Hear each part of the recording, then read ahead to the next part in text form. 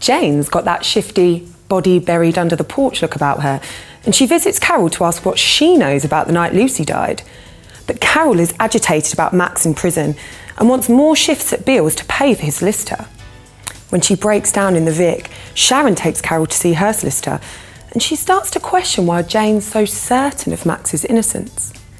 Jane, meanwhile, is disturbed to see Carol with 2 cops. Vincent invites Shirley and Dean to Libby's birthday party, but Denise isn't happy and gets into a row with Claudette just as Libby arrives. Libby has news for Denise, but later calls Chelsea, saying she just couldn't tell her mum.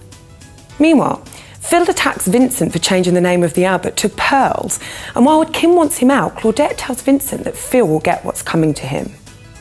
Later, Vincent kisses Ronnie, though he soon tells her he wants Kim. But is he telling the truth? And will the Carters go quietly when Claudette wants them out? Roxy is a no-show at Libby's party after agreeing to go with Dean. He's not amused, but a shocked Ronnie soon finds them making up in full daylight. Next, we visit Weatherfield. Sarah looks after Max at Callum's flat, but a beaten-up, vengeful Gemma returns and cryptically reveals that he's already used Bethany once. Before Sarah can work out what she means, Max walks out of a bedroom with a gun.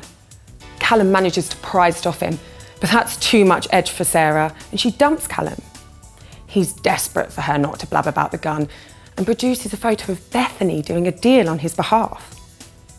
Back on the street, Sarah won't reveal why she dumped Callum, but Bethany questions him and fools herself into believing it's because he wants her. Michelle quickly works out that Carla was in Vegas, not Spain, when she returns, and she's back with a gambling habit that's spiralling further out of control. Meanwhile, Tim tootles off alone with Faye when Sally refuses to take time off work to go on holiday, and Kevin steps into the breach when she struggles to cope alone at the factory. Later, she tells Kevin she wants to buy the factory, but when Carla catches her snooping at the accounts, she sacks her. Once again, Kevin comes to the rescue and offers to invest, which leads Sally to lean in for a snog. Finally, it's a massive week in Emmerdale. Mid-row with Pete, Ross tells the entire pub that he is Moses' dad, and a petrified Debbie reveals their affair to Kane, begging him to stop Ross ruining her big day. Chrissy sets up her vendetta against Robert when she douses his car in petrol and sets light to it, but Adam is asleep in a car next to it, beside gas canisters. At the wedding, Kane drops Debbie's Dear John letter, and Sarah innocently adds it to the wedding card pile. As Pete opens the letter, disaster strikes as Dan runs into the village hall, while Ross wakes up in the back of a van after Kane knocks him out.